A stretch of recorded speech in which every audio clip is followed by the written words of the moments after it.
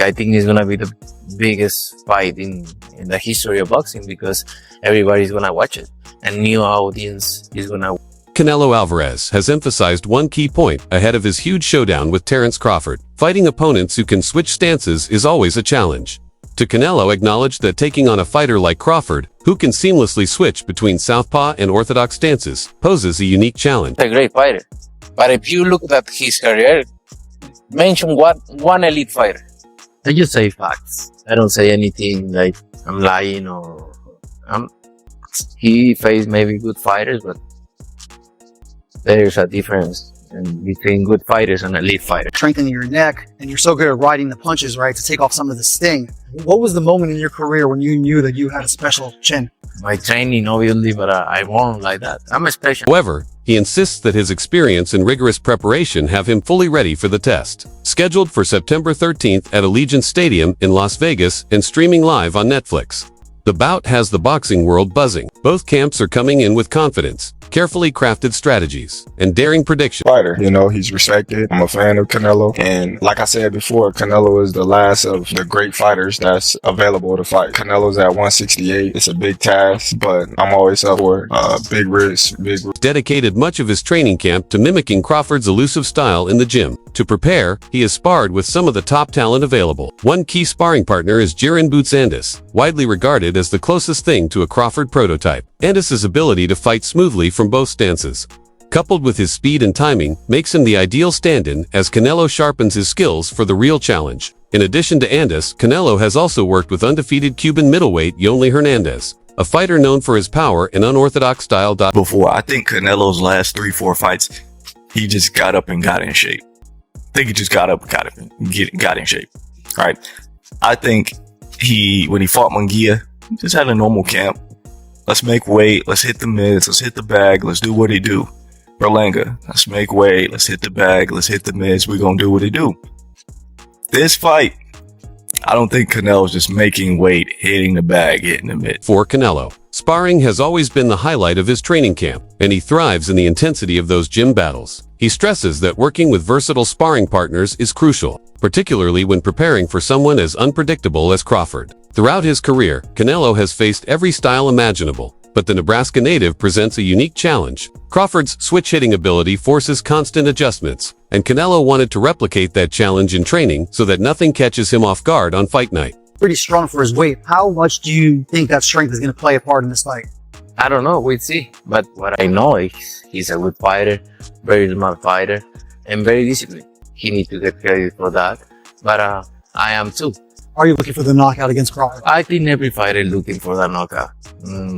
If they say no, Robert Garcia, one of boxing's most respected trainers and the 2024 Trainer of the Year, views this strategy as pure brilliance. In his eyes, bringing Enos into camp shows that Canelo is leaving nothing to chance and is determined to be in peak condition. Garcia believes that sparring with someone who mirrors Crawford's rhythm and versatility gives the Mexican superstar a significant advantage. He notes that Andis is the closest comparison to Crawford in skill, athleticism, and even body size, making him the perfect preparation partner for Canelo. Canelo should win. Canelo's bigger and stronger, and if Canelo lands good punches, I think Canelo could hurt Crawford. Crawford's, first time in that division and jumping 2 divisions where he only had one fight at 154 and didn't look his best either. So there's a lot of questions, about that, and that's why a lot of people think Canelo is going to knock out Crawford. But I'm probably one of the only ones that I do give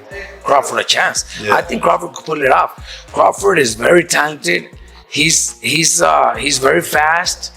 He's very smart in the ring. So I think a perfect fight, Crawford could pull up a decision. Mm-hmm. Okay. I think he could win a decision. I don't pick him. I wouldn't put my money on him winning because it's a very dangerous, risky fight, especially with Canelo being so strong. But Canelo's last few performances, he's looked slow, flat-footed, looking for one punch at a time. And if that's the Canelo that fights Crawford could. While Garcia leans toward Canelo due to his size and experience, he admits that Crawford has a legitimate chance. He notes that Alvarez hasn't shown the same aggression in recent fights. often appearing flat-footed and relying on single punches rather than fluid combinations. Garcia believes that if Canelo doesn't maintain his usual pressure, Crawford could capitalize on his craftiness and win rounds. Still, if he had to place a bet, Garcia would side with the bigger man.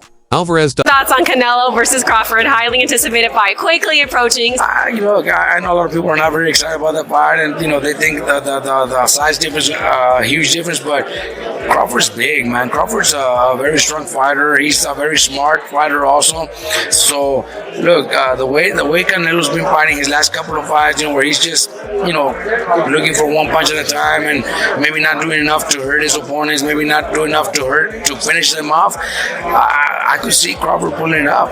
Decision? I think Crawford could pull off a decision because he's fast, he's smart, and he doesn't need to run. He could stay around Canelo and just pretty much focus on winning the decision. Because I don't think he could knock out Canelo, but he could definitely win it. Not everyone is backing Canelo. Edgar Baranga, who faced Alvarez and experienced his power up close, surprisingly favors Crawford's chances. Although Baranga was floored in their bout, he still went the distance, giving him a clear understanding of how punishing Canelo's punches can be. He highlighted how many fighters enter the ring full of confidence against Alvarez, only to be methodical. You gotta go in there and he just gotta fight him. You know what I'm saying?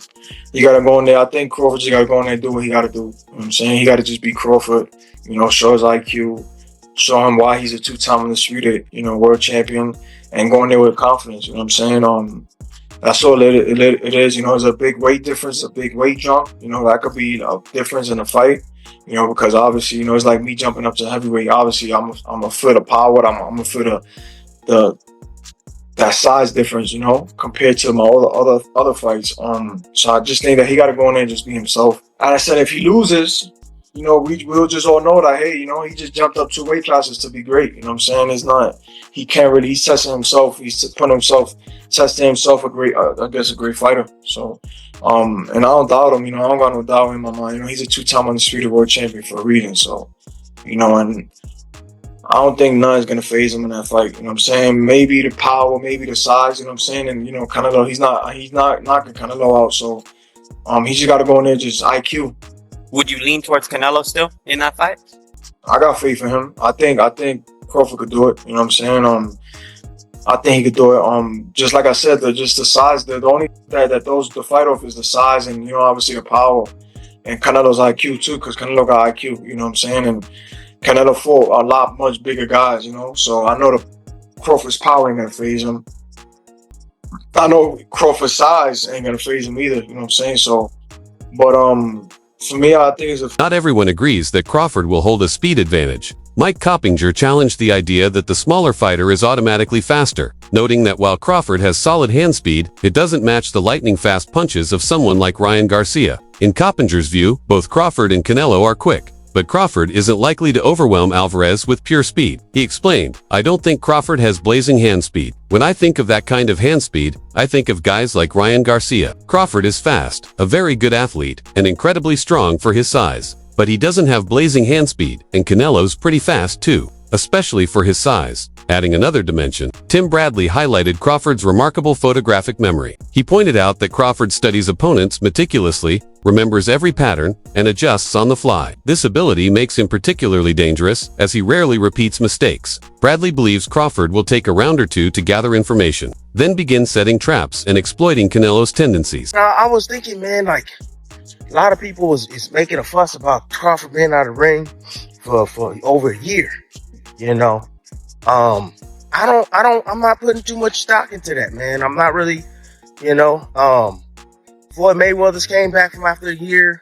I remember John Jones, 3 years out of the game. And I know it's a different sport, but it's still combat sports. 3 years out of the game, came back, faced the champion, beat the champion. Crawford took the time to really build his body up, man, the way he needed to build it up. And I like his build because just looking at pictures and stuff like that, man, he put a lot of the weight on his legs. That's going to help with stability. That's going to help with punching power. It's going to help with his ability to be able to take a shot too. He get razzled and dazzled in there from one of them big shots from Canelo. He going to have some stability. He going to have a base to be able to keep himself, So Crawford has been working working for this for the last year. He's been building. If you know anything about Team Crawford, man, and just anything about Crawford in general, he's probably one of the most disciplined athletes in the entire world. You know, he's a guy that stays in the gym year round. You know, never dull. You know, another guy was Boots. Boots stays in the gym quite a bit too. He does. You know, I hear that from everybody. He's always in the gym. Crawford's the same way. He's a gym rat. Stays in the gym, always constantly doing something, you know, sharpening his tools, you know, working on his craft all the time, keeping a good weight. You know, Crawford in between camps, you know, he'll probably go up about 20 something pounds, you know, but it don't look bad on him. You know, it doesn't look bad on him. You know, when I had ran into him earlier before this fight even was announced, you know, I would ask him, like, how much you weigh? About 175. Not crazy, you know, not crazy. No, but he still looked good. It was a 175 in shape. It was a 175 in shape. Like, this dude can go run up and down the court, play basketball, you know. He can go out there and play football if he wanted to go play football, you know. Like, he's an athlete, a natural athlete. Bradley believes this ability could be the key factor that leads Crawford to victory. Despite the widespread respect for Crawford, some legends, like Mike Tyson, remain unconvinced that he can pull it off. Tyson has long praised Crawford's intelligence and adaptability, but he views size as the ultimate deciding factor. He admitted that if the fight were purely about skill, Crawford might have the edge. Yet boxing often comes down to physical advantages. While Tyson hopes to see Crawford win, he acknowledges that it will be a formidable challenge.